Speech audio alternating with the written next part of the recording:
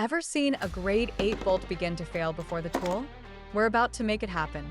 This is over 1,000 foot-pounds of torque, straight from the Milwaukee Gen 3 high torque impact.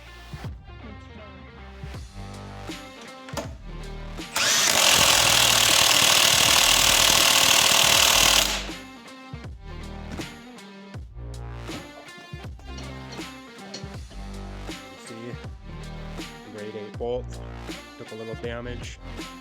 I can feel a little bit of a groove right there. It's not just finished.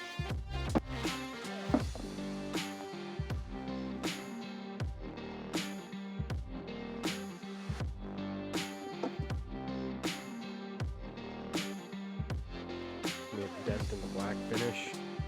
Overall, it's completely smooth. Link in the description.